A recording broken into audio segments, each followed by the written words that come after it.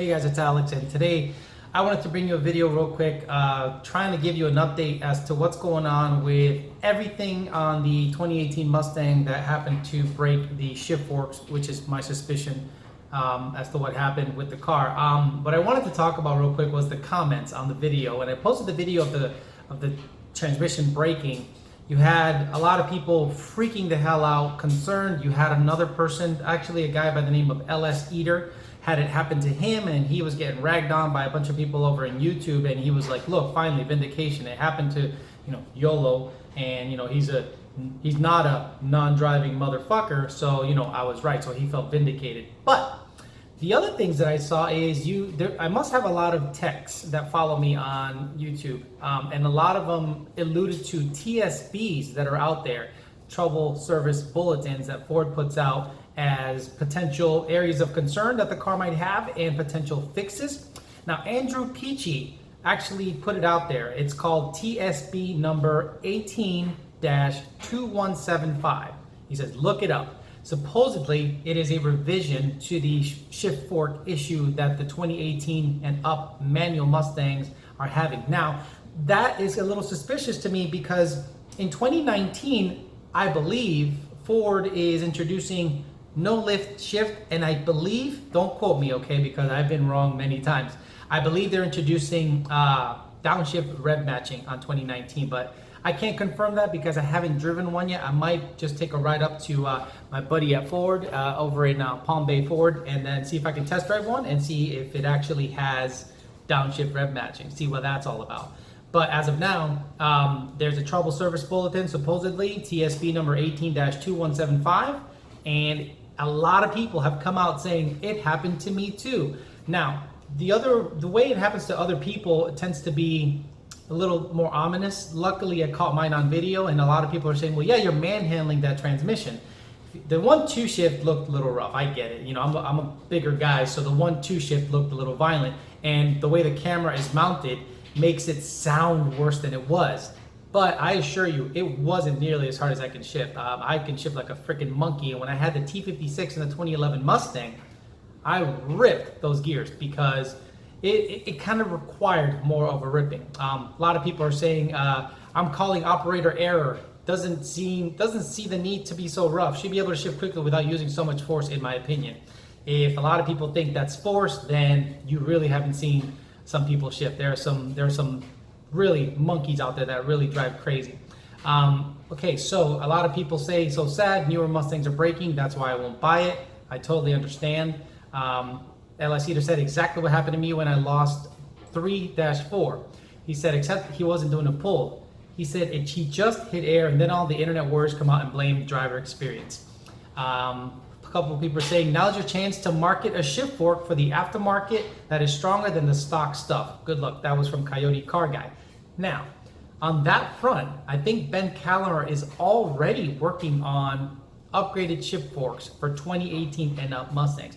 Now, it is sad. I will admit, it is a real sad day when Ford cannot build a manual that can withstand track abuse. Because let's be honest, if you offer a car that has track applications, timers, 0 to 60 timers, no lift shift supposedly being sort of promoted, and your transmission cannot support semi-quick shifts under semi-hard driving conditions, it's a sad day. Now, I understand that Ford had his transmission woes back in the Fox body days. I remember if you had a T5 that wasn't a world-class transmission, it was literally a ticking time bomb. It's just gonna go. But when this transmission fork broke, there was no noise. It didn't rattle. It didn't make a whole bunch of noise. There was just no 3-4. It was just gone. So I'm thinking something's just dangling there doing a whole bunch of nothing. But apparently Ford is on it. Now, I have not received any word yet because the lady where I dropped it off at the local Ford dealership, she told me it might be a little while before you hear something from us because one of our transmissions techs is out, and you might hear something next week, which could be this week. But I also wanted to bring you this video on the vehicle that Ford gave me as a loaner. The update basically for 2018 Mustang is I haven't heard anything, but there is a TSB out there that people are aware of. The other half of this video is showing you. Remember a couple of months ago, or about a month ago, I put out a video about how Ford is not going to offer sedans anymore. They're going to pretty much discontinue the Fusion. They're going to discontinue the Taurus. They're not going to make any cool sedans, you know, and I was saying how the Australians have cooler sedans, but it's even going away in Australia. So this is what they're gearing towards. The loaner vehicle is exactly what Ford is gearing towards based on the new buying public, which I would tend to think it's millennials. It's basically like a conglomeration of a millennial focus group, this vehicle. So let me show you that vehicle right now. So I go to the Ford dealership and, you know, bring my car to service, and they take it in and they said, hey, we're going to give you a loaner. Actually, I asked them for a loaner. I said, can I get a loaner? And they said, sure. And the girl looked at me and she said, she went just like this. Okay, she went, we have an EcoSport, like that exact face. And I went, oh, okay. I've never heard of an EcoSport, but the fact that it had the name Eco on it kind of excited me. I was like, I'm going to get a turbo something, because most EcoBoost or Eco whatever vehicles have a little turbo in them. Then they showed me the vehicle. And I mean, I expected like a Focus. I expected something small, zippy, something cool. And we ran around the corner and she showed me this thing. And I went, what the shit is this? I mean, it's like a basketball. I could probably pick it up. I don't know. So she said, let's look around and make sure there's no scratches. And I'm looking around this thing and I'm just like, I don't think there's any scratches because no one's driven it. No one's, you know, caught dead driving in it. But I want to show you it anyway because it's hilarious. And I think this is what the market is gearing towards. Millennials and people that want less than $20,000 vehicles. And this is a vehicle that can do everything badly. You know, like a jack of all, master of none. But this one's not even a jack of all. It's like a douche of all. There's nothing this thing does well. And let me get you started with the inside. Let's take a look at the inside. So I'm 5'11", a little bit over 200 pounds. And I have a kind of a tall torso. And when I sit in this thing, I feel massive. Look at this. I feel so big in this thing. I can almost...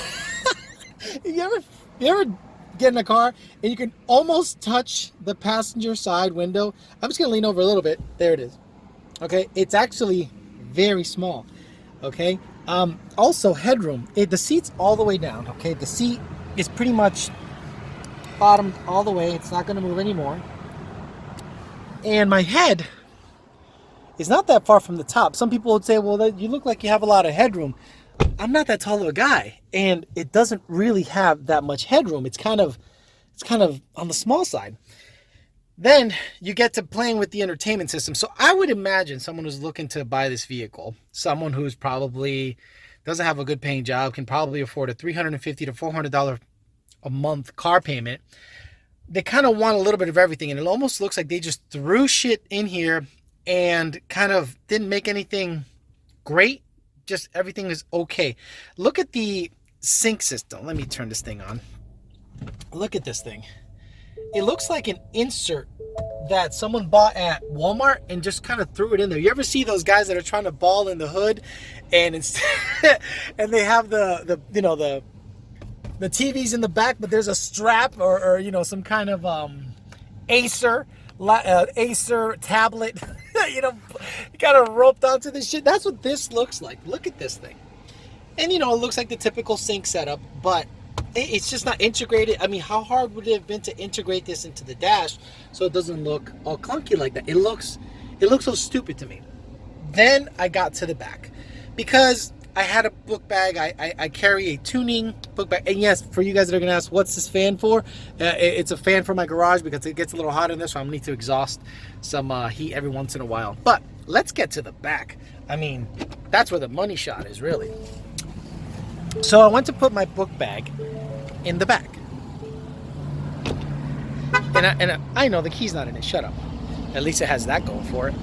So I went like every normal human being goes like this. And I'm not finding the button. So then I thought to myself, well, it's got to be one of those fancy deals where you kick it, right? You kick and do that shit. it wasn't opening. And I was like, where's the button? How does it open? Went inside, looked forever, couldn't find anything. Then I saw this little paper sticking here, and I went, what? So up here is the unlock. And now, every SUV on the planet goes like this. But this motherfucker extends itself by 3.5 feet. And so if you're ever in a tight spot, this thing makes it way worse by extending itself by 3.5 feet. Instead of putting hinges on the top and making a hinge up and out of the way so you can get in to do what you need to do, they did this shit like a hearse. It looks like a hearse, but at least a hearse has room. So there's my bag, okay? And that's about all you can fit in there. But the funnier thing that I saw was this fucking shade. Look at this. You know, let me just protect my valuables and extend the shade out 8 inches. You know, Ford went, you know, you really want to protect something that's about 8 inches long. So we made the shade. We made the shade in here so you can protect your cat carrier, your vape bag, or whatever the hell you have. I mean, why? What are you protecting when you shut the door? You know, you can't see a goddamn thing anyway. What are you protecting with this little shade? Absolutely nothing. So then the other thing that blew my mind is, okay, you're saying to yourself, well, that's kind of a cool vehicle because you don't need that much room. You can just collapse everything and it'll be neat and it'll be kind of out of the way in the whole 9 yards. Well, let me do a little something here. Look, it's not even tall enough to fit the fucking thing. What a piece of shit. I'm telling you. This thing's a total toilet. So, if you want to collapse everything down, I guess you lift this up somehow. Oh my god. Oh, I'm so tired. And then push down on this guy. It's so not user friendly. It's just so stupid. Other systems collapse nicely and the cushion doesn't have to go anywhere. You have to go up front, pull the cushion up, and it stays up. And then you put this down and it's not flush. It's not flush, okay? You'll see a defined lip. Now you guys are saying, why are you ragging on this car? Because this is what's getting rid of the sedan. Things like this, these crossover vehicles that don't do anything well, are literally getting rid of the sedan. So look at this. So it doesn't go flush, so you really can't slide anything in. So if you have, I don't know, anything, you really can't slide anything in there. So then I said, okay, whatever. I just got over because I had to take someone to the airport. And I almost couldn't fit all the bags in there because hiking up the cushion made it worse. So then I saw this compartment that accesses, I don't know. Oh, there we go. Oh, look at that. I'm going to figure it out together. Look, that's how it becomes flush. You have to take this panel out and put it in that slot. Oh my stupid fuck. Oh my god. So, if you ever have a flat,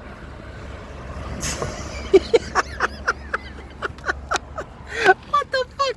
So you have a little air pump. This is for the filler neck because you need an adapter. And make sure you put enough what's it called? I don't know what the hell it is, but I think it's for the tire, or maybe it's glue. I don't know what the hell this is. Sealant contains ethanediol, may cause damage to kidneys through prolonged or repeated oral exposure. Because millennials will try to drink this. Trust me, there's gonna be a millennial that goes, "Thank God they got milk in the back," and they're gonna chug on this and they're gonna die. So, anyway, guys. Let's show you the money shot now. Let's take a look at the engine because guys that follow my channel are motorheads and this one is a doozy. Let me just shut this door. Oh my god, this is so stupid. Wow, that's so stupid. Luckily, they actually have the hood latch or whatever you want to call it in a decent spot. If you like engines, you might want to turn away from your screen. This is pretty bad. Oh my god. Just warning you guys. This is a complete piece of shit. So, this 1, 2, 3 cylinder making this racket, shaking like a motherfucker. Look at this. And I think, I think this is a turbo. I don't know. I think that's a turbo. I'm not 100%. Who makes it? If it was leaking, I'd say it's a Precision. But it's not leaking, so. It has, look at the cold air. Huh? Look at that cold air, baby. I can almost wrap my hands around the cold air. Oh my God. Little IAT sensor. I think the battery is bigger than the motor. Look at the battery. Battery and the motor. Look at them both together. I think the battery is bigger than the motor. Yeah. So guys, this is the future, man. This is the future. A 3-cylinder EcoBoost turbo, kind of like, I don't know, abortion that doesn't do anything well. It's a jack of none, master of none. And this is what's the future. Little pieces of crap like this that you see in Europe because they have like a gas crisis and it's like $30 a liter. And here in the US, we have people that don't really want a sedan, don't want to go fast. They're broke, probably have $100,000 in college debt.